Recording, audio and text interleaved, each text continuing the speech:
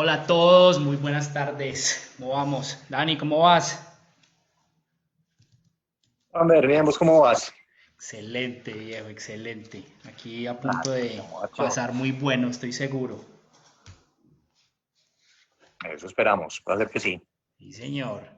Bueno, hola a todos los que están conectados. Hace un momento comenzamos la transmisión. Les voy a pedir que me cuenten cómo está la transmisión, si nos están escuchando bien, si se está viendo bien y para que arranquemos y no vamos a arrancar por allí de pronto con algún problemilla técnico. Pónganme por favor ahí en sus comentarios cómo está la transmisión, ahí de 1 a 10 si están escuchando bien y todo lo demás, sino para que hagamos los ajustes del caso. Bueno, quiero contarles que hoy esto va a estar súper interesante. Muchas gracias por estar ahí conectados y si lo están viendo pues posteriormente grabado, esto va a estar súper chévere. Hoy tengo un invitado que hace días quería conversar con él. Es una persona con la que me conecto mucho por varias razones. Una, porque es una de esas pocas personas que sabe qué es el pensamiento crítico y además lo ejerce. Entonces me parece muy bacano, es una persona que sabe argumentar muy bien y además es un experto en temas de marketing, se dedica a temas de marketing, asesora a empresas y un montón de empresas súper importantes del país en temas de comportamiento de consumidor, de mercadeo, de estrategias de negocio. Creo que es una persona muy clara en sus apreciaciones y en sus opiniones y en sus recomendaciones. Entonces esto va a estar súper chévere porque la idea es, nada, filosofar un poquito de qué es lo que va a estar ocurriendo, de qué es lo que va a estar pasando en adelante, de cómo van a estar funcionando los negocios desde nuestra perspectiva, un poquito desde la perspectiva de Dani, un poquito desde la perspectiva mía, que como ustedes saben es más de lo humano, más de como del comportamiento humano, del relacionamiento, del liderazgo, bueno, etcétera. Y al final del día esas dos perspectivas siempre se mezclan, entonces la idea es poder compartir un poquito, conversar, pasar, bueno, vamos a tener una dinámica distinta. Dani, ¿dije alguna barbaridad antes de meterme con la dinámica? No, no, ninguna barbaridad demasiado grave, todo va muy bien. Listo, está bien. La dinámica va a ser un poquito distinta, quisimos pensarlo como una suerte de preguntas. Dani tiene unas preguntas que me va a hacer a mí, yo no tengo ni idea qué me va a preguntar, espero salir ileso, no creo que pierda más pelo del que ya he perdido, entonces por ese lado creo que lo vamos a lograr. Dani tiene unas preguntas. Perfecto, ahí tuvimos una pequeña caída en la transmisión, pero ya estamos nuevamente. Entonces les estaba diciendo que vamos a tener una mecánica un poquito distinta. Entonces vamos a tener una serie de preguntas. Dani construyó unas preguntas que, digamos que basada en un poquito de lo que hemos podido conversar. Nosotros en algunos clientes hemos hecho cosas, hemos conversado, hemos intercambiado opiniones. Entonces por ahí tenemos un par de temas cruzados. Y lo mismo hice yo, tengo una serie de preguntas, no sabemos cuáles son las preguntas, entonces yo le voy a hacer unas preguntas a él me va a hacer unas preguntas a mí, vamos a ir respondiendo.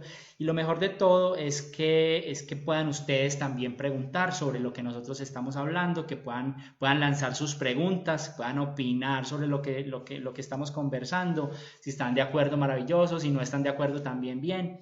Una recomendación o un marco pues del trabajo, no nos crean nada, denle el chance de explorar si eso les hace sentido y pónganlo a prueba, ¿cierto? Eso es uno de mis entrenadores, lo dice mucho, que es Borja Vilaseca, un español.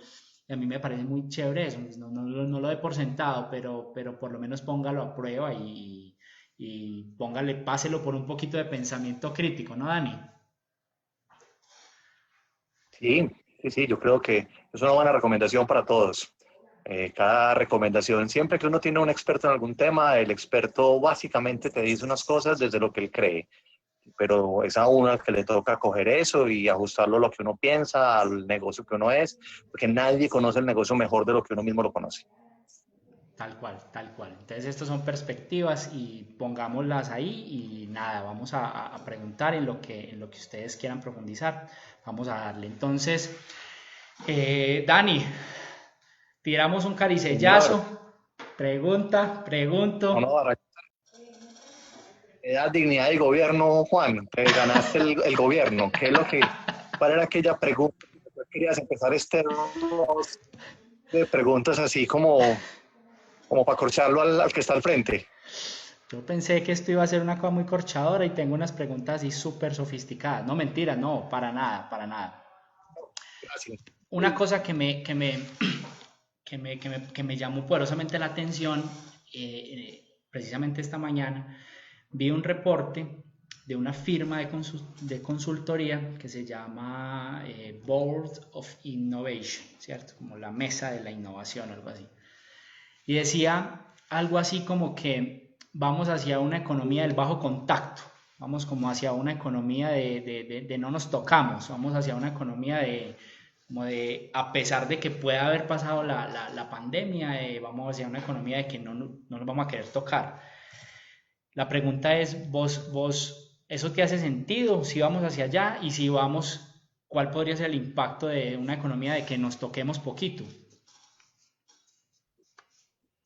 Parece una pregunta bacana, pero me parece una pregunta que también, como casi todas las respuestas que uno da en temas de marketing, es un poquito debatible y sobre todo uno responde a eso, hombre, ¿sabes qué pienso yo, Juan? Depende. ¿Cómo así que depende? Sí, ¿de qué? Eso depende mucho, por ejemplo, de la cultura de la que estamos hablando. Cuando vos te sentás a mirar cualquiera de estos grandes documentos que sacan un montón de consultoras europeas o consultoras estadounidenses o canadienses, vos encontrás que también les pasa una cosa y es que te dan unas respuestas que van muy dependientes de su cultura. Los latinos, por ejemplo, tenemos unas características muy distintas. Los latinos nos tocamos todo el día. El espacio personal de los latinos es una cosa muy distinta. El simple ancho que hay en un bus o en un metro, la forma en la que manejamos nosotros esos espacios corporales es muy distinto al que manejan los europeos, al que manejan otros lugares. Entonces, si bien yo creo que sí es real que se puede empezar a generar un fenómeno de un poco más de distanciamiento social en muchos aspectos, de ahí a suponer que nosotros en particular, Colombian People, Sudamerica in the Corner, vamos a responder a eso y vamos a tratar de no tocar a nadie más y de no dejar que se nos acerque nadie, es un poco exagerado y es un poco difícil que eso pase. Creo que sí, efectivamente, vamos a empezar a mantener un poco más la idea de tener un mejor distanciamiento social. Y creo que las empresas van a ser los principales responsables de conseguir que eso pase. Pero de ahí a pensar que ese fenómeno se va a dar de manera natural entre los consumidores y que todos los consumidores y todas las personas van a empezar a tener mayores distancias y a mantener mayores espacios, difícilmente va a pasar. Creo que eso difícilmente es algo que pase por lo menos en el corto plazo. Aún pandemia de por medio. Aún así creo que no es un asunto que ocurra con mayor facilidad o que ocurra por lo menos rápidamente. Súper, y eso en conexión, o sea, lo estás planteando también desde, hombre, hay una serie de protocolos que están los gobiernos implementando, el nuestro también, sobre todo ahorita que estamos reactivando un montón de cosas Claro. que obligan a ese distanciamiento. Aún así, ¿vos crees que esos protocolos, primero, pues coincido totalmente en lo cultural, somos colombianos, eh, se acaban esos protocolos y volvemos a la normalidad en términos de la tocata? Sí, yo creo que esos son los factores más difíciles de lograr cambiar en una cultura como la colombiana. Te lo explico con un poquito más de detalle con ejemplos prácticos. Hay un montón de empresas manufactureras que ya empezaron a trabajar en este momento y muchas de ellas empezaron a tratar de manejar una distancia entre los escritorios, entre los puestos de trabajo que hay entre los unos y los otros. ¿De Sí, acuerdo? sí, correcto. Ok. Muchas están tratando de mantenerlo porque es la obligación que tienen en este momento en términos legales, pero también en términos de conciencia. O sea, muchas de ellas han tenido la conciencia de decir, este es un asunto de nosotros, tenemos que mantener esos espacios y demás. Sí, Pero el sentido práctico de realidad también les obliga a muchas ocasiones a empezar a ceder en esas cosas. Y cuando empezamos a hablar ahí ya del consumidor como tal, pensate una cosa tan simple como esta. ¿Te has dado cuenta cómo las condiciones de la forma en la cual las personas empezaron respetando la cuarentena fueron cambiando a lo largo de la cuarentena? Y muchas personas que inicialmente no salían también empezaron a decir, no, pero es que ya tengo un problema de salud mental. El hecho de ya no estar viendo al otro, no estar tocando al otro, ya me está generando un problema también. Porque es que el gran problema es que la cultura es más fuerte que muchas de las normas. Cuando una norma desconoce una cultura es demasiado violenta. Para cambiar una cultura usted necesita básicamente tener mucho tiempo, mucha plata y una pandemia. Aquí ya tenemos la pandemia, nos falta el tiempo y la plata. ¿Listo? Ajá, Entonces, ¿qué significa eso? Para que esas cosas ocurran, necesitamos que además de que se haya generado este gran motivador que empieza a tratar de generarnos un poco más de distancia, tengamos el tiempo suficiente para empezar a adoptar eso y tengamos los incentivos para adoptar eso. Y no son incentivos que funcionan en el corto plazo, tienen que ser incentivos de mucho más largo plazo. Y eso es una cosa en la cual yo dudo mucho que estemos dispuestos como cultura, una cultura como la colombiana, a ser capaces de afrontarlo y a ser capaces de aceptar ese tipo de cosas. Le doy ejemplos rápidos.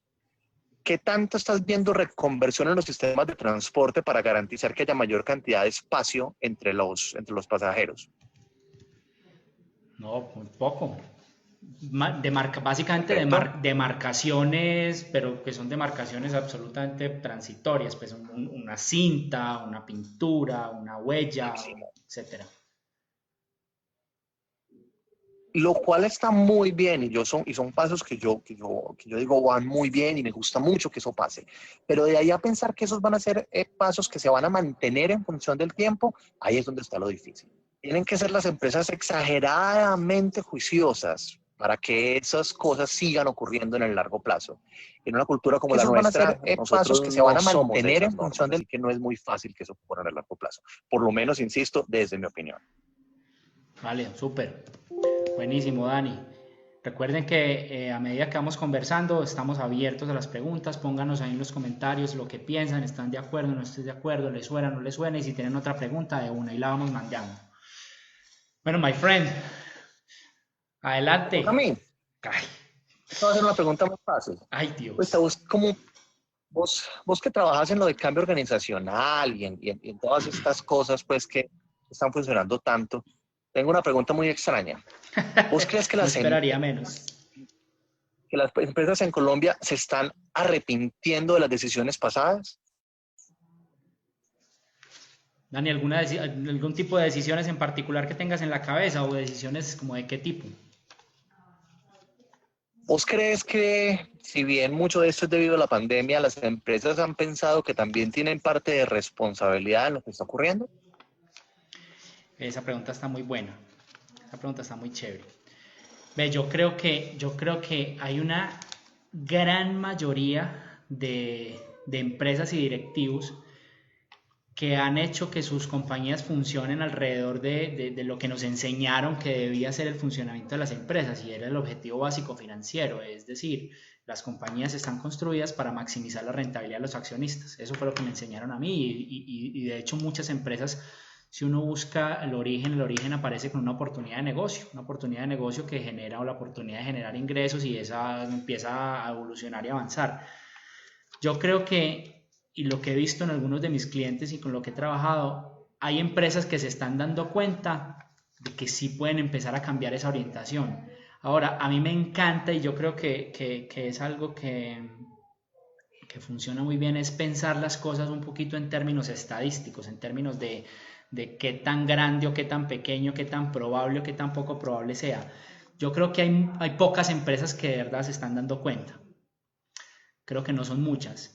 Y al mismo tiempo creo que está pasando, está creciendo. Creo que podría esto avanzar un poquito. Y lo digo por qué, lo digo por movimientos como el movimiento de capitalismo consciente, como el movimiento de negocios conscientes, como diferentes movimientos que van por ese lado, que diga, ok, hay decisiones, porque la pregunta fue muy orientada, ok, que se arrepienten de algunas decisiones. Yo creo que hay decisiones que han tomado empresas que han sido para cumplir el indicador, específicamente un indicador de cumplimiento de presupuesto, un cumplimiento de EBITDA, de utilidad de lo que sea, de cuota de mercado, pero que no necesariamente son decisiones que generan bienestar en el cliente en principio, pero puede que ni siquiera, no solo estén no generando bienestar, sino que estén generando malestar en proveedores, en colaboradores, los vecinos, en la sociedad, digamos que colindante. Entonces, ¿hay empresas que se están dando cuenta? Sí. ¿Las suficientes, Dani? Yo creo que no. Yo creo que todavía es poco.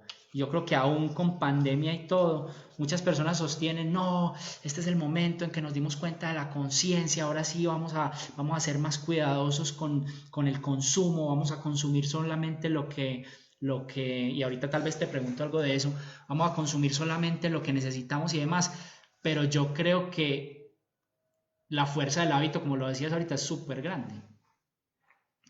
Y cambiar esas formas de dirigir las empresas, esas formas de consumir, esas formas de tomar decisiones que a veces solo contemplan el indicador y peor aún el indicador de corto plazo, pues hace que muy pocas empresas sean las que realmente se estén dando cuenta y yo creo que sean muy pocas las que se estén arrepintiendo de haber hecho, de haber tomado decisiones específicas de mercado.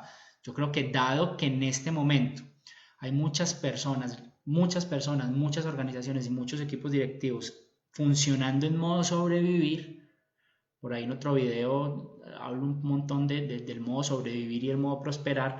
El modo sobrevivir es un modo estresante, es cómo apago el incendio, es cómo resuelvo el problema, es cómo hago para que haya caja, es cómo hago para no despedir a los colaboradores, es cómo hago para sobrevivir. Eso muchas veces nubla digamos que la mecánica de pensamiento y lleva a tomar decisiones precisamente de corto plazo y de apago el incendio, pero no cómo aprovecho para cambiar de fondo la manera de tomar decisiones en la compañía. ¿Te hace sentido? Sí.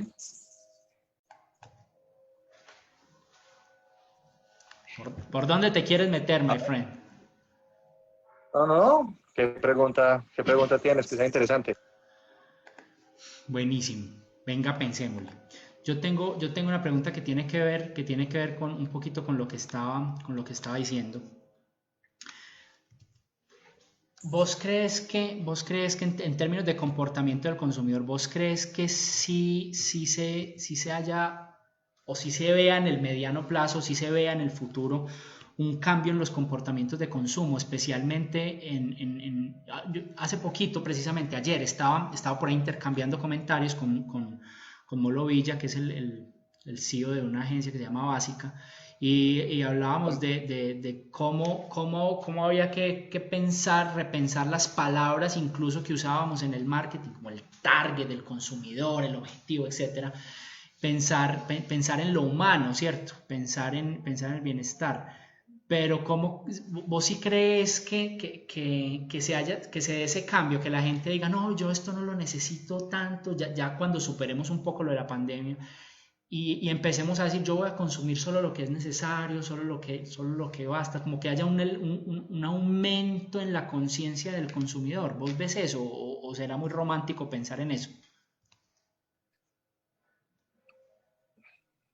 Juanber, me parece que la pregunta, creo primero que tiene varias dimensiones. Lo primero es una cosa que estás diciendo, en la cual yo comparto y he sido evangelizador de eso durante mucho tiempo, que está asociado a la metáfora que utilizamos cuando hablamos del marketing. Si te has dado cuenta, buena parte, la pregunta que yo te hice ahorita te la hice con una doble intención, porque también te la hice por un asunto simple. Yo creo que buena parte de la problemática que estamos teniendo, más allá de la situación pandemia y la situación murciélago en sopa en China, más allá de esa situación, mucha parte es culpa precisamente de las empresas. Es culpa del modelo económico y capitalista que hemos tenido. ¿Listo?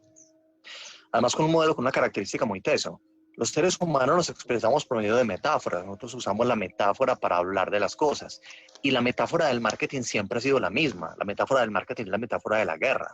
Siempre que las personas hablan de marketing, hablan de target, hablan de que hay que flanquear la competencia, de que hay que atacar a los consumidores, de que hay que... Todas las metáforas, todo lo que usamos tiene que ver con guerra. Y eso es muy teso porque es como no sé cómo decirlo, como un rayón mental muy bravo, porque te hace pensar, toda la teoría de marketing, cualquier libro de marketing que vos decís, dice que lo más importante es el cliente, que lo más importante es darle satisfacción al cliente, que lo más importante es que el cliente esté contento, que el cliente quiera comprarte a ti lo que tú tienes. Y a la hora de empezar a hablar las empresas sobre marketing, todo lo que empiezan a hablar no lo ven como una forma de seducir al otro, sino que lo ven como una forma de atacar al otro. ¿Sí me hago entender? Sí. Es muy divertido, o sea, en serio, en vez de usar una metáfora del amor, en vez de usar una metáfora de decir cómo vamos a enamorar a los clientes, cómo vamos a, en vez de decir que hay que atacar a la competencia, es cómo podemos bailar mejor con la competencia, cómo Co-crear. podemos, en vez de enfocarnos co-crear con la competencia. En vez de poder decir cómo hacemos la vida mejor, lo que hacemos es cómo acabamos con los demás para que a mí me quede más fácil. Esa es la misma historia de la pareja en la cual cuando tienen un problema de pareja y la mujer consigue amante, lo que hace el fulano es matar al amante en vez de preocuparse por reenamorar a la mujer. Pues, ¿dónde está como la falta de sentido en eso? Y ese es un problema gigante que han tenido las empresas que trabajan en esos temas de marketing. Yo creería que una de las cosas que esto nos está enseñando es que cometimos un error como empresas, porque muchas empresas se nos olvidó que es que en realidad lo importante era el consumidor, que es que eso era en realidad el centro de la historia, que el centro de la historia no era ganar a cualquier costa, a costa de todo. No, el centro de la historia era cómo mejoramos la vida de todo el mundo. El secreto de una buena relación de pareja es estar seguro de que tu pareja esté feliz. Si tu pareja está preocupada por lo mismo, vas ganando el año. Ok, si tú estás muy preocupado porque ella esté feliz y ella está muy preocupada porque tú estás muy feliz, pues ahí es cuando ganas el año. Pero si no lo haces así, siempre genera relaciones absolutamente desiguales en las cuales alguno de los fulanos se va a cansar. Y con las empresas que les pasó eso y que se enfocaron tanto en la guerra, se olvidaron de un asunto fundamental, que es el asunto que muchos alegábamos y cantaleteábamos y decimos una y otra vez, que es el asunto del valor, que es el asunto de lo que tú ofreces tiene que ser valioso para las personas. ¿Listo? Y nos hemos empezado a inventar un montón de valores que no son reales, nos inventamos valores en el aire. Y en una situación como estas, en las cuales el consumidor empieza a darse cuenta que empieza a tener unas condiciones de supervivencia, no me refiero en supervivencia simplemente a lo que suele hablar la gente como de economía de posguerra, es decir, como ya no tengo plata, entonces ya no puedo comprar lo que yo quería antes, solamente voy a comprar lo que me alcanza. No solo es eso, es más allá de eso, el consumidor se empieza a volver un poco más racional y el consumidor empieza a tener clara una cosa: yo necesito algo que sea lo suficientemente bueno. ¿Listo? Que sea lo Como un mínimo. suficientemente bueno. Como un mínimo viable, ¿o qué? Puede ser es más que un mínimo viable. A mí no me gusta mucho en este tipo de ejemplos en este tipo de charlas dar como ese tipo de ejemplos. Pero mira lo que pasó, lo que ha pasado los últimos años con los supermercados, con los hard discount. De repente aparecieron y estallaron. O sea, eso es literal. O sea, en cualquier, si te has dado cuenta, es un fenómeno muy bonito. O sea, uno pasa por una calle, a la semana siguiente vuelve a pasar y ya abrieron un Cosechas, un D1, un Tostado y un Subway. ¿Y por qué abrieron? Porque es que es el mejor jugo que existe, es el mejor café que existe, es el mejor. No son los mejores, pero son suficientemente buenos. Son suficientemente buenos y alcanzan para el presupuesto que tú tienes. El auge que van a tener esos negocios que ya están teniendo, en esta ocasión sí que se va a maximizar, porque el consumidor va a empezar a decir, por un lado tengo recursos limitados, pero por el otro lado me di cuenta que hay un montón de cosas que con tenerlo algo bueno es suficiente. No tengo que tener la mejor versión que por ende valga 4 veces más que esta otra, que puede que no tenga tanto, no sé, tantas lucecitas fosforescentes, pero que también me sirve para lo que yo necesito. Y eso va a empezar a ocurrir con un enorme grupo de consumidores. Uno pues en marketing no puede decir que eso va a pasar con todos los consumidores y con todo el fenómeno de consumo, porque no es real, no es lo mismo el de estrato 6 que el que vive el que vive el diario, no es lo mismo y el fenómeno de consumo en ambos no es exactamente igual. Pero sí es un asunto que va a empezar a cada nivel a pegarle a su medida. Y es el asunto de que va a empezar a ser más racional en esa compra. Va a comprar, se va a volver más, esta palabra lo voy a usar con mucha atención, materialista. No me refiero a materialista de que solo le interesan las cosas. Me refiero a que le interesa más la cosa por lo que es y no por lo que le están montando encima. ¿Sí me va a entender? O sea, le va a interesar más el atributo real de la cosa Como lo que funcional, toda la se va a imagen. enfocar como en lo funcional, es lo que te entiendo. Y es más por ese lado, se va a empezar a preocupar más por ese tipo de cosas de lo que estaba pasando anteriormente. Y eso a las empresas que estaban enfocadas en lo de la guerra, los va a meter en un embale brutal. ¿Por qué? Porque esas empresas que estaban tan preocupadas por la guerra, nunca se preocuparon por el valor. Nunca se preocuparon por enfocarse otra vez en eso que era lo clave que enamoraba al cliente.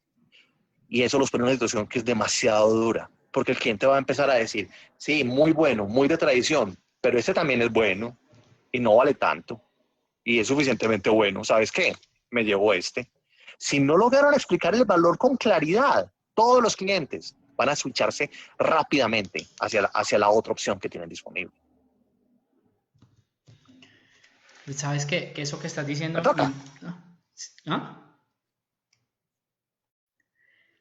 Que mientras hablabas me conectaste con varias cosas y una era que precisamente la conexión con la pregunta anterior y era, yo creo que muchas veces ese enfoque, y yo no sé si usted compartís esta visión, a mí me parece que muchas veces ese enfoque de la guerra y de tratar de lograrla tiene que ver precisamente con que muchas veces los equipos directivos están pensando es en cómo cumplo el número de presupuesto que me dijeron que tenía que cumplir. ¿Cómo cumplo el EBITDA que me dijeron que tenía que cumplir para este primer trimestre, segundo trimestre, tercer trimestre, cuarto Claro, trimestre? Y entonces, si el foco es lograr ese número, por pues supuesto. acomode lugar, acomode lugar. Y si además tengo una Claro, mentalidad claro, es que, de juego de suma cero, entonces tengo que quitarle participación de mercado al otro, tengo que vencer al otro no sé qué, ganar tengo yo que para que otro pierda. robarle clientes, robar mercado, robar espacio, yo qué sé. Claro, claro, es que es eso. Es que hemos estado históricamente y por eso una crisis como esa se vuelve tan bonita, porque es que esta crisis va más allá de simplemente el coronavirus como tal. Esta crisis también lo que está haciendo es que le está permitiendo a muchas empresas pararse a pensar y a repensarse frente a un montón de cosas, a ver si sí estaban ofreciendo el valor que era o no. Y lo más bacano es que no le está permitiendo eso solamente a las empresas, se le está permitiendo al consumidor. Y en últimas, si el consumidor se vuelve consciente de eso, es el consumidor el que obliga a que las empresas empiecen a tener ese tipo de cambios. Mira lo que está pasando en aerolíneas. Lo que está pasando en las aerolíneas, no hablo exactamente de este momento que todas están en tierra porque todas están fregadas por estar en tierra. Sí. Hablo del fenómeno histórico que está pasando. Un montón de aerolíneas que lo que pasó fue que el consumidor empezó a decir, ¿sabes qué? Es que vos me estabas dando un montón de cosas que en realidad estaba era tumbando. Es el consumidor el que estabas cobrando de más por un montón de cosas que, ese tipo de cambios, que en realidad no eran los que yo necesitaba. Sí. Y por eso aparecen un montón de otras aerolíneas a empezar a quitar mercado y a empezar a hacer otra cosa. Dani, ¿y vos crees que eso tenga la suficiente capacidad de generar tracción para generar un cambio económico, un cambio en el comportamiento económico, pero a nivel país o incluso a nivel mundial? ¿O crees que pueda ser una tendencia como que empiece a coger funcionamiento a lo largo del tiempo? ¿O ves que eso, uy, no, eso va a coger una velocidad grandísima porque mucha gente se está dando cuenta de eso? ¿O eso será un tiro al aire? Juan, vos trabajas en el asunto de cambio, entonces antes de responder te voy a hacer una pregunta breve y fácil. Suéltela, que no ¿Vos creo que sea qué, ni breve ni fácil, pero vos, suéltela. vos qué crees que son los elementos que dinamizan un cambio? ¿Por qué cambian las personas? Ve, básicamente son dos cosas. El sentido de urgencia, eso es clave. ¿Qué tan urgente cree la gente que Ok, es que tengo que cambiar porque o si no me muero? Entonces, cuando hay una importancia de esas, el cambio se da. Entonces, por eso perfecto, es que usted ve gente que cambia ante la crisis, ante el choque, ante el accidente, ante la vaina.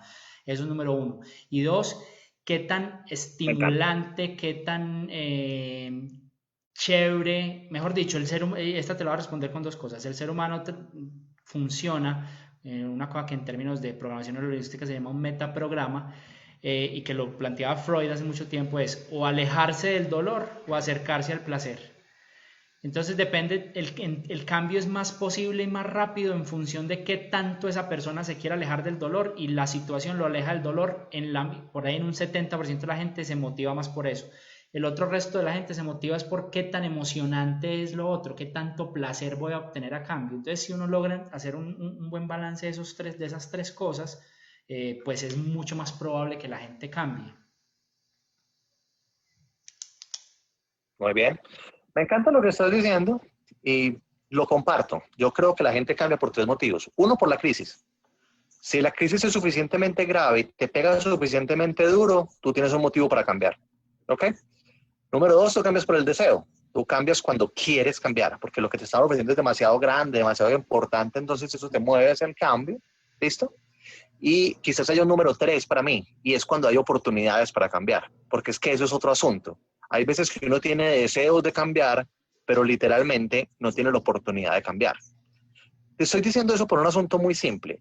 Uno a veces es muy fácil uno pensar en modo webinar y desde la casa, con la biblioteca detrás o con obras de arte en la pared, Y uno artistas pensar que famosos. no, que es que la gente puede cambiar y si usted quiere cambiar, usted va a lograr cambiar.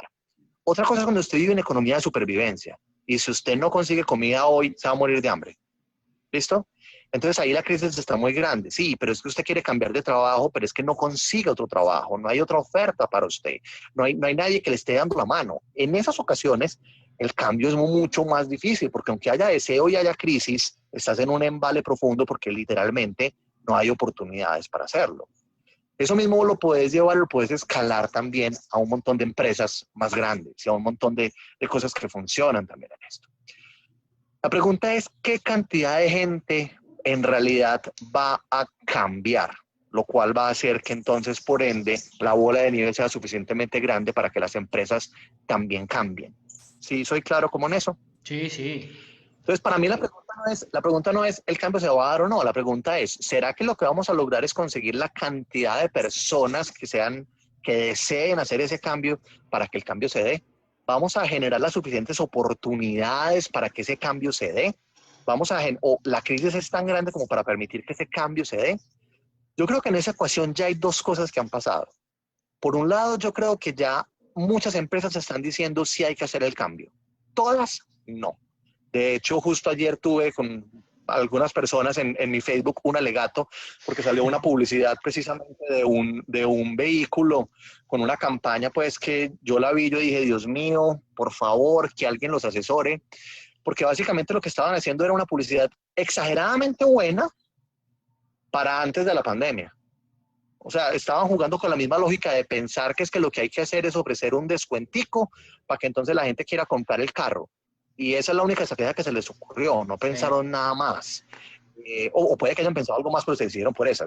Obviamente no lo sé, no estoy en esa junta, ni soy asesor de esa empresa en particular. Entonces ahí la pregunta es, hombre, ahí no has leído que el mercado ya te está pidiendo otras cosas, que es que el deseo de cambio es otro y que podrías aprovechar eso también, no solamente para tu beneficio, sino precisamente para beneficiar a ese deseo de cambio que existe. Yo creo que hay algunos sectores que van a cambiar. Yo creo que hay algunos que están obligados porque efectivamente el consumidor ya está diciendo esto tiene que cambiar. Y cuando eso pasa, el tamaño de la crisis para esos sectores es tan grande que están obligados a generar los cambios. Un sector como el sector de turismo tiene que cambiar. Eso, ahí no es un asunto de una opción. Un sector como el sector de restaurantes está obligado a cambiar en eso. Un sector como el sector de la logística, la distribución, el sector de los despachos, es un sector que está obligado a cambiar porque evidentemente una situación como esta lo acaba de desbordar. Un fenómeno como el de las ventas online es un fenómeno en el cual puede que las empresas no lo quisieran antes, pero es que ya no es un asunto de si quiero o no, es un asunto de que tengo que. No sé si te has dado cuenta, uno de los almacenes, hay por ejemplo un par de almacenes maravillosos que son de los últimos booms que hay, que hemos visto en Medellín, en Bogotá, en varias de las ciudades capitales, que son Miniso y Sí, Durar City. sí, sí. Son un éxito absoluto, o sea, qué maravilla de locales. Y ninguno de los dos tiene domicilios. No hay forma de tener domicilios. Y entonces, que haya gente que esté diciendo, todavía quiero cosas, ustedes tienen productos que a mí me gustan, pero literalmente no tengo forma de acceder a ellos. O sea, ya hay una obligación de generar ese tipo de cambios. Y para esos negocios la crisis es tan grande que por eso precisamente ya empiezan a buscar soluciones. Creo, redondeando y respondiendo a la pregunta, yo creo que hay sectores en los cuales el cambio se va a dar de manera obligatoria, no en todos y no en todas las empresas. Creo que las empresas ganadoras van a ser las que sean capaces de leer más rápido ese cambio y sean capaces de jugarle a hacer los cambios apropiados para eso. Sí, sí, conecto. Incluso va a conectar con una pregunta que nos entra por el chat de Lisbeth María Garzón. Ella dice, ¿cómo se enmarca todo esto en el tema de sostenibilidad? ¿Hasta dónde los consumidores vamos a elegir un producto por su propuesta de contribuir al medio ambiente? Por ejemplo, empresas que son responsables desde el punto de vista de residuos o otras cosas. Y voy a dar una perspectiva y me gustaría que tú pusieras ahí una perspectiva adicional y es que, Dani, yo estoy viendo que esta es una situación bien fuerte, la del coronavirus, y al mismo tiempo creo que tenemos pisándonos los talones otra exponencialmente aún más fuerte, que para mí Tomás. tiene que ver con una situación de recursos limitados. Yo no sé si Sí. estás familiarizado con los indicadores a lo largo del año, cuánto se demora la humanidad en consumirse los recursos renovables que se produjeron en ese año. Entonces, uno más o menos, Y así lo es. que yo he venido viendo a lo largo de los años es que eso antes se acababa por allá en noviembre, después fue en Eh, octubre, septiembre, hace poquito uno de los primeros live que tuve, los tuve con Carlos Naranjo, el director de una compañía de servicios ambientales en el país muy importante que se llama Gaia, y Carlos decía, este año se acabaron en julio.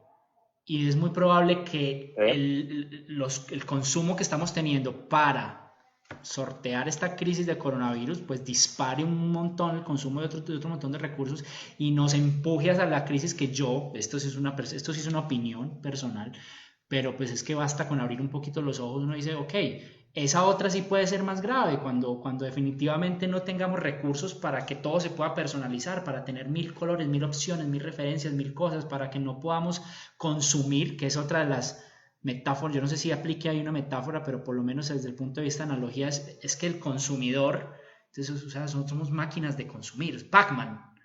Y entonces, en ese orden de eh. ideas, yo digo, la crisis grande puede ser esa, cuando nos enfrentemos a una vaina que, listo, la pandemia pasa, encontramos una vacuna más temprano que tarde, pero apenas empecemos a encontrar esos límites de espacio, límites de recursos, límites, no es sino ver aquí en Medellín cómo es la situación con el aire, no es sino ver cómo está la situación con Sí. Bogotá con el aire. Entonces, hay un límite, ¿no? Y esa creo que va a ser la crisis grande y esa creo que va a ser la que nos tiene, donde deberíamos evitar llegar como, ni siquiera como humanidad, ¿no?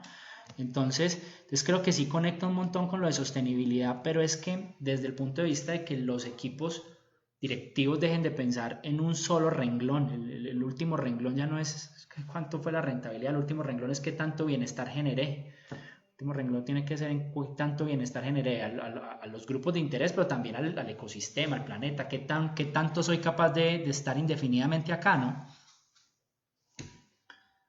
Yo creo que la pregunta que está haciendo Lisbeth me parece una pregunta muy interesante. Yo incluso la volvería incluso un poquito más general. Cuando hablamos de responsabilidad social empresarial o responsabilidad social corporativa, como lo quieras llamar, uno tiene que entender que hay diferentes tipos de responsabilidad. La responsabilidad social ambiental es solo uno de los tipos de responsabilidad social. La pregunta que están haciendo ahí, que hace Lisbeth ahí, tiene que ver con ese asunto de la sostenibilidad ambiental. Eh, para mí es una pregunta muy difícil y quisiera tener buenas noticias al respecto, pero mis cifras y el conocimiento que tengo del sector lo que me dice es que el panorama no es demasiado bueno. Entonces ahí te voy a explicar algunas de las cosas importantes al respecto. Lo primero, Juan, estoy completamente de acuerdo con vos. Esto no es el preaviso de una crisis real. La crisis real que se nos viene encima, la crisis fea que se nos viene, la crisis ambiental. Además es una crisis muy extraña. Vivimos en un planeta en el cual la mitad de la gente se muere de hambre y la otra mitad se muere de sobrepeso. O sea, algo ahí no funciona, algo está muy raro, pues, o sea, si un extraterrestre llegara y nos viera, diría como, a ver, la solución es fácil, los que tienen mucho le dan a los que no tienen y lo solucionamos. Pero el ser humano no funciona así. El egoísmo del ser humano no funciona así. Porque incluso quienes ya tienen un cierto grado de conciencia ambiental tienen un problema muy teso. Y es que ser consciente ambientalmente implica una renuncia. Y esa renuncia es dolorosa. Y a la gente no le gusta esas renuncias. Te lo explico. Eso Si a incomoda, vos por llegan y te supuesto. ofrecen un, si a vos llegan y te ofrecen un producto que vale 10.000 pesos y te ofrecen al lado un producto que es ambientalmente responsable, que no tiene pesticidas, y vale 20.000, vos decís, pues hombre, yo sí quisiera, pero es que me la estás poniendo un poquito cuesta arriba. Es que de 10.000 a 20.000, eso está como jodido, ¿cierto? Bueno, Si lográramos hacer que todo ese asunto de la responsabilidad no generara el sobrecosto que genera, sería, abro comillas, más fácil la adopción de eso. Claro, eso sí que es romántico lo que estoy diciendo, porque yo sé que ser ambientalmente responsable cuesta y cuesta mucho. Pero el asunto es que nos vamos a empezar a preocupar por eso cuando el tamaño de la crisis sea muy grande. Te voy a dar un ejemplo de mi vida real. Hubo un momento en mi vida en el que era joven y bello. Ya no soy ni tan joven ni tan bello. Y cuando era joven y bello, yo comía de todo. Como ya no soy ni joven ni bello, resulta que entonces ya empecé a tener problemas con el gluten, ya empecé a tener problemas que con la lactosa, ya empecé a tener problemas que, o sea, en resumen, me tocó empezar a ir a mercar diferente, lo cual implicó solamente que había que comer más caro y más maluco. Fácil. ¿Y por qué lo hice?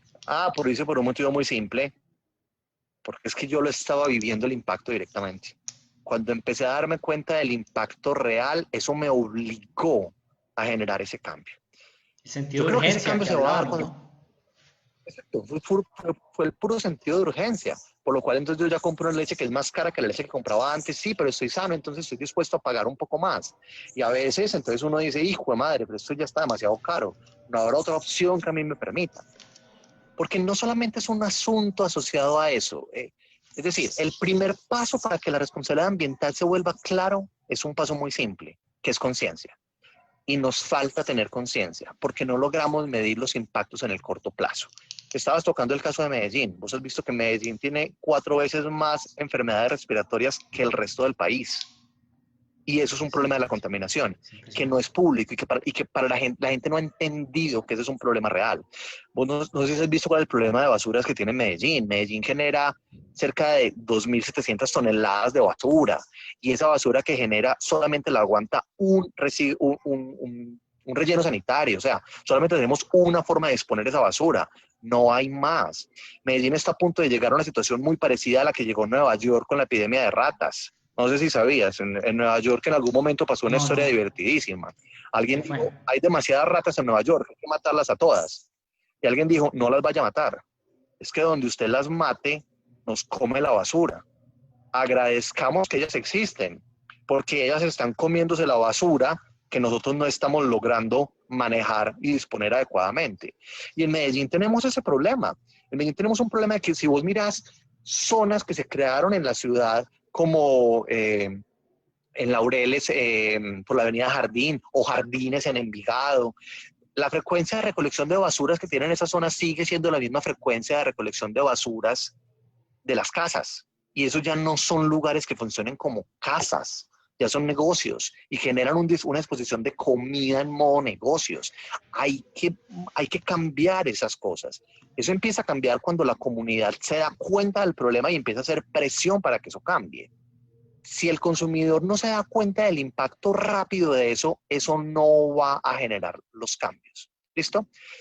Una de las formas de hacer que la responsabilidad social, las empresas sean más cuidadosas con eso, es cuando el consumidor sea más claro en eso. Y esa es una tarea que si la empresa, por ejemplo, no sé para qué empresa trabaje Lisbeth, pero si Lisbeth trabaja en una empresa de esos, pues una de las primeras tareas que tiene que ponerse a hacer como empresa es a mostrar la importancia de eso y mostrar los impactos reales que tiene la responsabilidad social, porque eso hace que la gente lo valore más y por ende como la gente lo valore más esté dispuesto a switcharse hacia eso. Si eso no pasa, es difícil que ocurra. Ocurrirán algunos, y yo creo que eso es muy bonito. Si vos te das cuenta de lo que pasó cuando la ley del ministerio, no recuerdo quién sacó, o sea, la ley que salió que decía que en el supermercado vos tenías que empezar a llevar tu bolsa plástico, te la iban a cobrar. Vos ves que hay personas que ya cargan en su bolsillo bolsa, todos los días cargan una bolsa en el bolsillo. En esas personas ya eran sensibles al tema y ya fueron conscientes del asunto.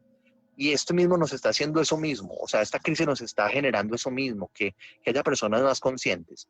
Tantos como para que empiece a ser importante, lo dudo que aún seamos tantos. Pero, y aquí viene mi cara frente a eso. Eso no significa que no haya que hacerlo.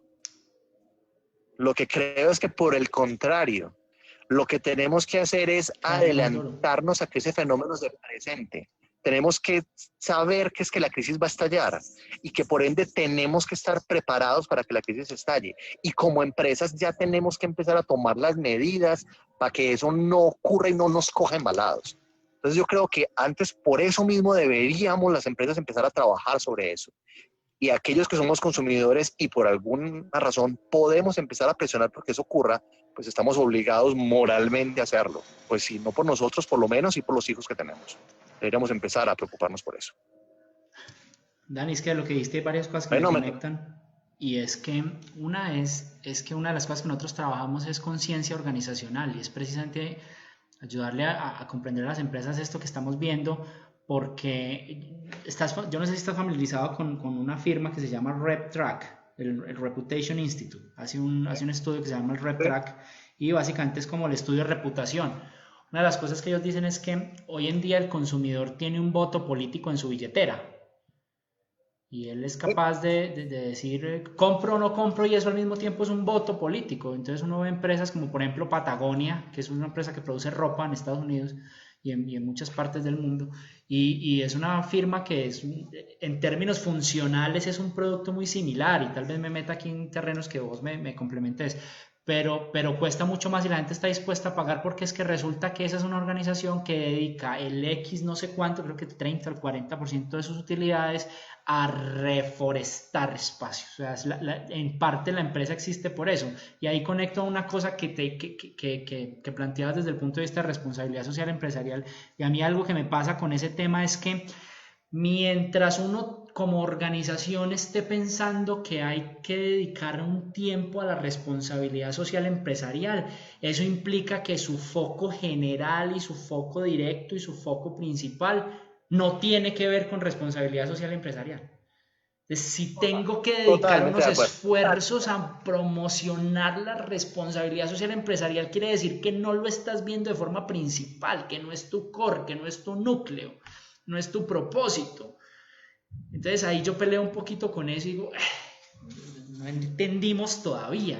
Entonces ahí es donde yo a veces trabajo con las compañías el propósito. Bueno, listo, venga, ¿cuál es el propósito más allá de hacer plata? En estos días un colega me decía, muy viejo, no vas a decir eso de que las compañías deberían tener un propósito más allá de generar plata, pues porque hay en este momento sensibilidad y hay gente que va a pensar, entonces hice las cosas mal o no sé qué.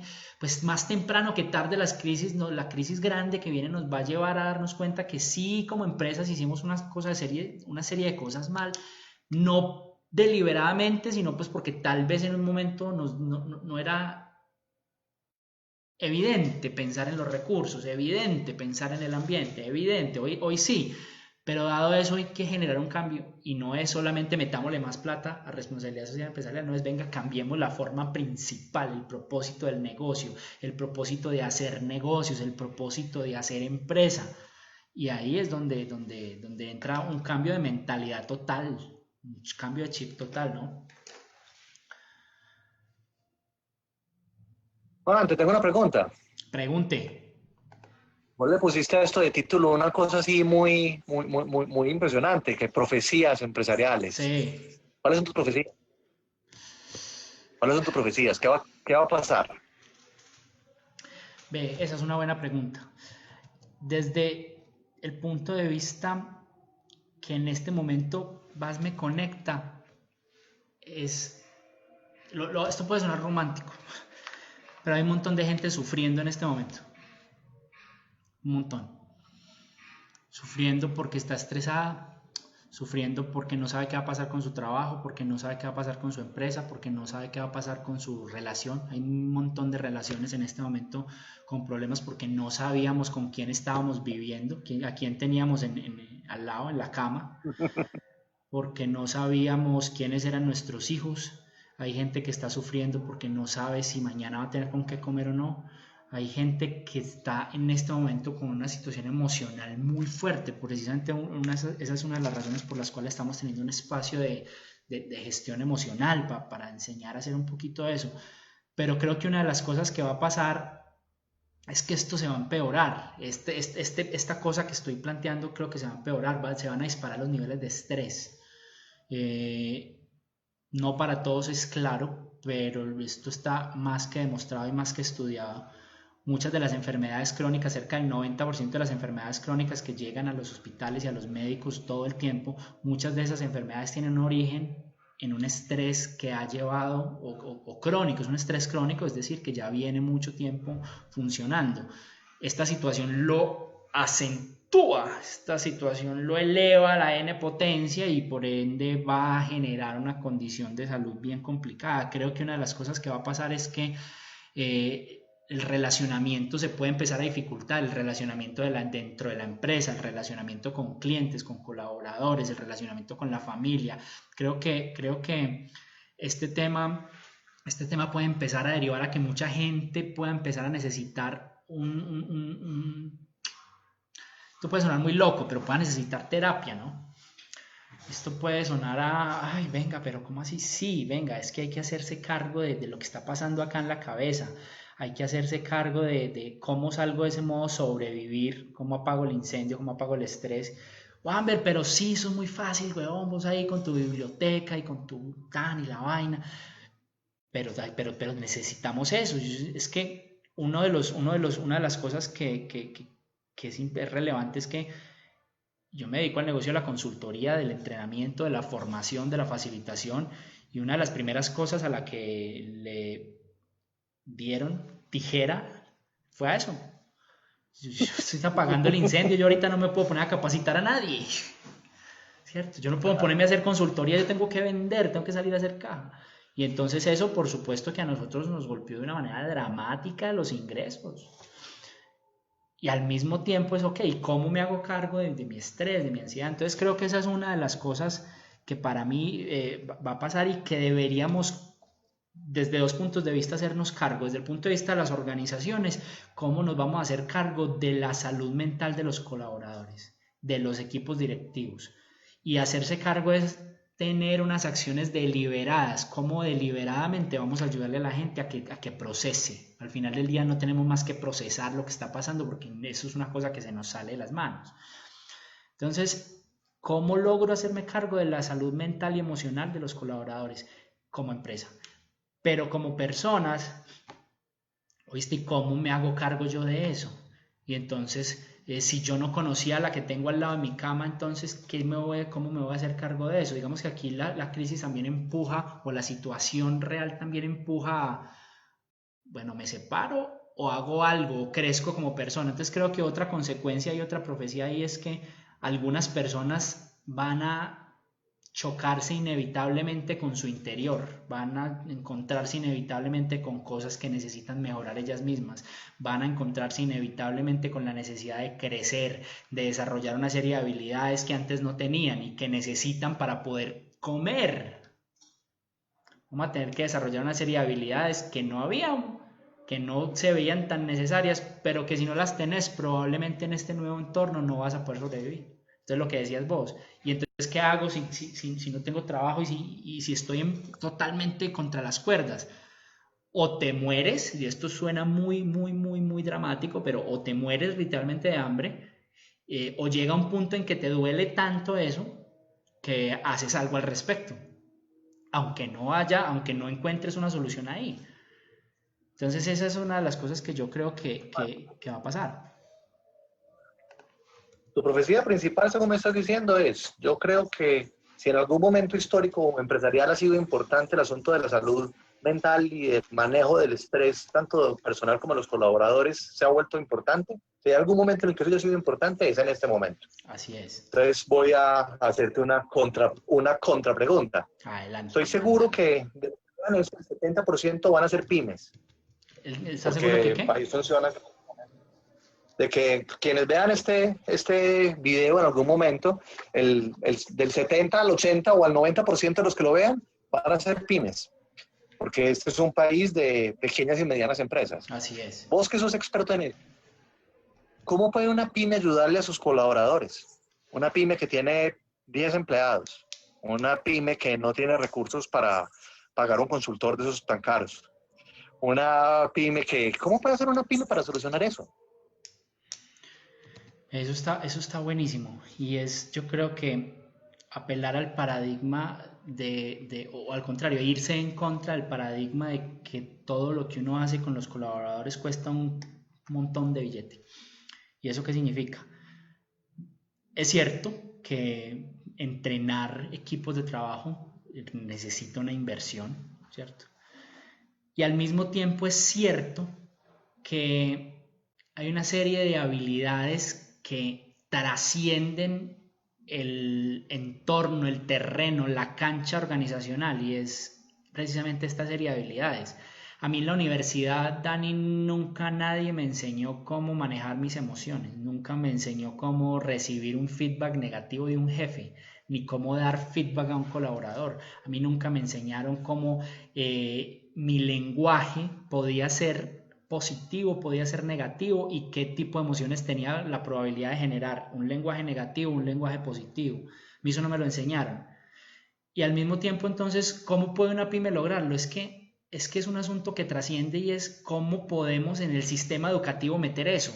¿Cómo podemos cambiar la educación desde el punto de vista lo técnico, muy bueno, pero lo humano también necesario? Entonces, la información está ahí. La información está ahí. Uno puede acceder a un curso muy bueno de inteligencia emocional, de liderazgo, de comunicación, de conversación, por $100, $200, $300. Ahí se necesita voluntad del líder, Dani. Ahí somos un país de pymes, de pequeñas y medianas empresas, y esos líderes tienen una responsabilidad gigante con digamos que todos sus grupos de interés, no solo con sus clientes, sino también con sus colaboradores y proveedores. Una cosa que hablábamos hace poquito en otro live era, oíste, ¿ya llamaste a toda tu gente a ver cómo va? Eso es gratis, no hay que contratar un consultor. Solo con ver este video puedes salir a hacer eso. Pyme, mediana, gigante. Llama a tu equipo, hey, ¿cómo vas?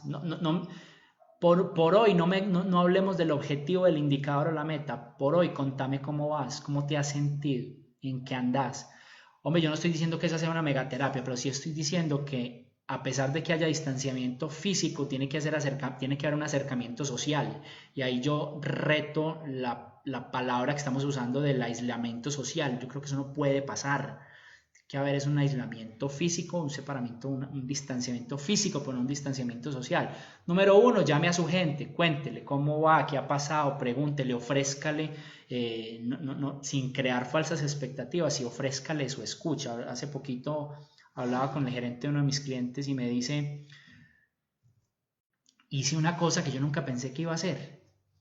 La compañía tiene unas 60 personas y me dice, los estoy llamando uno por uno.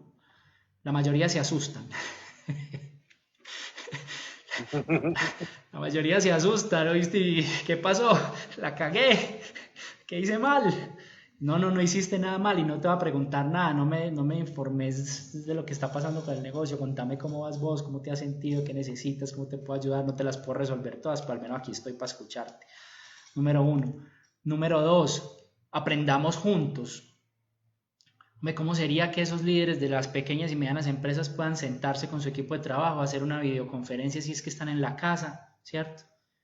Y decir, venga, hoy vamos a ver este video de liderazgo, hoy vamos a ver este video de cómo controlar el estrés, hoy vamos a hacer una sesión de gestión emocional juntos. Pero es que suena muy loco, suena hasta romántico, suena como que, ay, sí, pero tenemos que producir, ¿no? Las dos cosas. Yo creo que la gente que tiene mentalidad de abundancia sabe que no solamente es una cosa o la otra, es como que, ay, yo prefiero ser pobre pero honrado. No, señor, las dos cosas. Usted puede ser rico al mismo tiempo honrado. ¿Quién dijo que no? Porque hay una mentalidad, de lo que hablamos ahorita, una mentalidad de suma cero, una mentalidad de una cosa o la otra. Entonces hay muchas cosas que se pueden hacer. Uno puede coger un libro que vale 50, 60 mil pesos y venga, conversemos sobre ese libro. Venga, hablemos de liderazgo, venga, hablemos de conversación, venga, hablemos de comunicación. Anoche estaba en un trabajo con un consultor que se llama Alejandro Formanchuk, ya estábamos hablando de comunicación, y el asunto era, ok, ¿y cómo creo estos canales? Muchas veces este gas y esta presión y este estrés se acumula como una olla pitadora simplemente porque no hay salida. Y a veces este ejercicio de reinventar, que suena ya tan trillado, pasa simplemente por sentémonos a conversar todos y generemos ideas. Y eso, aunque parezca increíble, genera una descarga de un montón en los temas mentales y de estrés, para no extenderme pues mucho. Entonces, fíjate que hay cosas rápidas, baratas de hacer, que pueden generar mucho bienestar en términos emocionales. Ok. ¿Te hace sentido esa locura o no? Sí, sí, me hace total sentido. Yo en realidad iría más allá, ¿sabes? Contá, ¿qué te ocurre? Ser humanos, hombre. Eso suena hermoso. ¿Te acordás? ¿Te acordás de eso? ¿Te acordás de eso que era muy gracioso que en el fondo uno sabía y como que se le olvidó? O sea, eso para mí es quizás debería ser el aprendizaje más importante. Yo creo que pueden salir, muchas pymes pueden lograr salir adelante de esto cuando se acuerden de una cosa importante que a muchas de las grandes empresas o se les olvidó o simplemente es que ya no lo pueden hacer. Las empresas pequeñas todavía logran ser empresas humanas. Usted todavía logra ir a la casa de sus empleados. Usted todavía logra llamarlos por su nombre. Usted todavía logra acordarse quiénes son. Usted conoce sus hijos. Usted conoce sus sueños. Usted conoce sus necesidades. Cuando usted vuelve a recuperar esas cosas y cuando usted vuelve a preocuparse por las personas como tal, usted empieza a conseguir una de las cosas que yo creo que es una de mis recetas para salir de esta crisis en las empresas. Ve, se nos olvidó que lo importante, importante, importante, importante era la gente que estaba adentro. Muchas empresas se les olvidó que lo más importante eran sus propios colaboradores. Si logramos recuperar eso, lo primero que vamos a tener son un montón de evangelistas. Lo primero que vamos a tener es un montón de gente que está diciendo, es que esta empresa, si se quiebra, no es una empresa que se quiebra, es mi empresa que se quiebra. Y yo no quiero que se quiebre mi empresa. No porque yo me quede sin trabajo, no, no, no, sino porque me quedo sin una parte importante de mi vida. No es lo mismo el empleado que dice, pues si quiebra, pues consigo otro trabajo y que también le va a dar crisis porque entonces le toca salir a buscar. No, no, sino la empresa que lo que dice es, uy, es que esa es la empresa en la cual yo me sueño trabajar. Ese es el empleado que está dispuesto y que es capaz de decir cosas como he conocido clientes míos que lo han hecho, que dijeron, no, ¿sabes qué? Venga, esto está muy jodido y yo sé que no hay ventas, hagamos lo siguiente, bajémonos el sueldo a todos para que no despidamos a ninguno. Y eso se puede hacer. Y cuando eso surge de los mismos empleados de la empresa, es cuando uno dice, esta empresa sí se acordó de qué era lo importante y sí le está jugando a lo que es. Yo creo que uno de los grandes secretos que quieren hacer las empresas para ese asunto del manejo del estrés es ser humanos. Ser humano significa vuelva a ser transparente y diga que tiene miedo. No, no, no le importe decirle, usted no es el líder todopoderoso. Usted es el líder que lo que tiene que hacer es apoyar y escuchar. Y eso se puede hacer, bien sea que trabajes en marketing, que trabajes en recursos humanos, que trabajes en el área financiera, no importa, no tengas miedo de compartir tus temores. Porque así como no puedes tener miedo de compartir los temores, no puedes tener miedo de compartir las soluciones. Y las soluciones pueden venir de cada una de las personas, de todos los que están ahí. Entonces yo iría un poquito más y digo, acordate de que lo que hizo grande las empresas eran las personas. Acordate de las personas y eso te ayuda a salir adelante del cuento. Creo que eso es uno de los grandes aprendizajes que deberíamos tener de esto. Sí, para mí es una de las grandes profecías, Dani. Para mí realmente es una de las grandes profecías nos vamos a chocar con esa necesidad. Muchas personas nos estamos chocando con esa necesidad y yo creo que uno de mis mentores dice que la mente crece a través del trauma, la mente, ¿no? ¿Sí? Y no es de ir a darle cabezazos a la pared, ¿no? Es que a través de las situaciones difíciles uno rompe creencias y rompe paradigmas y uno de esos es ese. Y me encanta lo que estás diciendo porque a veces me dicen descríbase y yo creo que por aquí en esta publicidad lo puse Bosque, yo soy aprendiz de humano. ¿Cómo así? Sí, es que ser humano tiene sus retos. Ser humano es aprender a crecer, es aprender a manejar las emociones, es aprender a lograr retos, es aprender a convivir, es aprender a generar bienestar y esas cosas son un montón implican un montón de retos que además no nos enseñan en ninguna parte. Entonces yo coincido profundamente con eso, incluso yo creo que tangencialmente me respondiste una pregunta que te iba a hacer y era de algo que tal vez pusimos por ahí, intercambiamos comentarios en el Facebook que vos decías que es el momento de la gente y no necesariamente del mercadeo y de las ventas. Sí, total. Estoy convencido de eso. Lo cual es muy gracioso. Acuérdate que yo trabajo en temas de mercadeo, yo soy asesor de empresas, es en temas de marketing, en temas de comportamiento del consumidor. Que uno Y diría, eso estoy es paradójico. absolutamente, no, estoy absolutamente convencido de que una de las cosas que a las empresas se les olvidó es que el principal, si lo quieres pensar en términos de cliente, el cliente más importante es el cliente interno. No hay mejor vendedor que un vendedor contento. Así Así es. como no hay peor vendedor que un vendedor aburrido. Cuando el chef del restaurante está contento, en los platos se nota y los clientes vuelven. Hay un montón de empresas que yo conozco que dicen, es que es muy triste porque es que los clientes no son de uno, son el del vendedor que está en la calle. Sí, tiene toda la razón. Y lo que usted necesita, usted tiene dos opciones frente a eso. O tratar de que ningún vendedor tenga ningún cliente, o por el contrario, tratar de que sus vendedores estén tan contentos que todos sus vendedores quieran quedarse trabajando con usted toda la vida. Decida cuál de las dos va a jugar. Pero perfectamente tú puedes hacer que tus vendedores estén felices contigo. Y cuando eso pasa, por defecto, sus clientes también van a estar felices contigo. Eso se puede hacer. Si hay una cosa que nos debería enseñar eso, también es precisamente que es el tiempo en el cual tenemos que preocuparnos principalmente por el otro. Y sobre todo por el otro que tenemos más cercano. Y el otro que tenemos más cercano puede ser nuestra familia, pero también es el empleado que tenemos al lado o el colaborador que es nuestro amigo, ese que tenemos ahí cerquita. Yo en ese aspecto estoy convencido de que ese es uno de las grandes tareas y que las empresas que hagan bien la tarea en eso son las que van a salir más fácil de la crisis. Sí, de acuerdo, conecto con eso. Dani, pues nada, en este momento son las 3:11, como para que vamos Mucho que hacer. redondeando y cerrando y cumpliendo un poquito con el tiempo. Eh, Sí, señor. ¿Qué se nos queda sobre el tintero? ¿Qué se nos queda sobre el tintero? No sé, tal vez, creo que ya sé qué se nos queda sobre el tintero, Se nos queda sobre el tintero precisamente algunas de cosas que creo que son profecías importantes que decir de cara como a las empresas y de cara a lo importante. En particular, como yo de lo que sé es de mercadeo, yo te quiero decir ahí como tres grandes profecías que creo que van a pasar y que son muy importantes y creo que es un tema fundamental sobre el cual deberíamos programar una conversación después, en el cual habláramos de varias cosas. Lo primero es, la primera profecía que yo creo con el consumidor es que el consumidor va a tratar desesperadamente de recuperar lo que ha perdido. Y recuperar lo que ha perdido significa que va a tratar de recuperar varias cosas. Por un lado, va a tratar de recuperar el sentido de seguridad.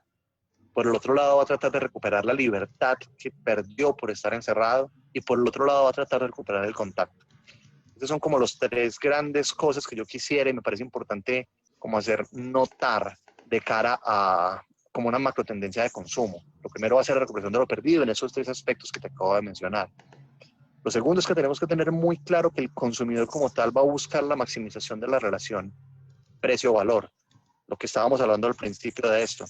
Vamos a maximizar la racionalidad, vamos a empezar a buscar aquello que es suficientemente bueno y vamos a priorizar lo necesario por encima de lo suntuario.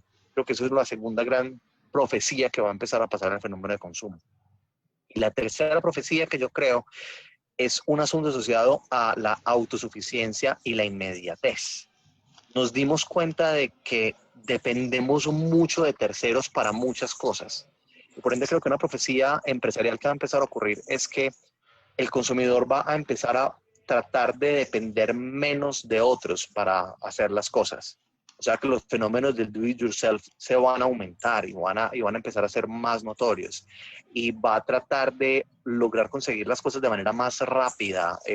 No, esos fenómenos que antes le podían ocurrir de espérese que hay que pedirlo a la bodega para que llegue dentro de 3 días y hay que pedirlo hasta Bogotá, espérese, el consumidor ya no le va a jugar a eso. El Sí, así consumidor es. va a decir, lo necesito mucho más. Asunto por el cual, por ejemplo, estoy convencido de que uno de los grandes ganadores, y pues te lo puedo también respaldar con cifras, uno de los grandes ganadores de esta pandemia son las tiendas. El canal TAT está disparado en ventas, precisamente porque el canal TAT te está ofreciendo eso, te ofrece inmediatez, te ofrece cercanía, te ofrece que no dependes de otra cosa para que pases, mucho más rápido y funciona mucho mejor. Esas creo yo que son como las tres profecías empresariales que yo quisiera dejarle a los que vean este video, pero quisiera dejárselas en particular por una cosa, porque aquí va la recomendación. Quienes sean capaces de leer esas 3 profecías y de pegarle a esos 3 asuntos son los que más rápido logran superar los problemas de la crisis. El asunto no es pegarse a lo más básico, es pegarse a lo profundo. No es el tiempo de reinventarse, no, es el tiempo de volver a la base, de volver a lo... Ese es el tiempo. Porque lo que esencia, hicimos ¿no? cuando estábamos en la base, volver a la esencia, los clientes que se enamoraron de vos se enamoraron por tu esencia. Vuelve a la esencia, vuelve a lo que era lo clave de tu negocio. Y ese es uno de los factores fundamentales que te va a permitir entender y salir de la crisis. Yo creo que es como por mi lado lo que estaba pendiente. Por tu lado, ¿alguna cosa que hubiera quedado pendiente por decir? Pues uno, que eso que acabaste de decir me parece un resumen maravilloso, me parece, conecto totalmente con eso y creo que ahí hay un trabajo bien interesante por delante. Tiene que ver con, ok, tomar acción deliberada y masiva para responder a eso. Ok, ¿cómo lo vamos a hacer? Ya viene el cómo, pongámoslo en práctica y ejecutémoslo, que yo creo que ahí está el éxito del tema, ponerlo en práctica. Dani, por el lado mío yo un par de cosas que tienen que ver con incremento de capacidad. Yo creo que vamos a necesitar más habilidades y capacidades, específicamente 3.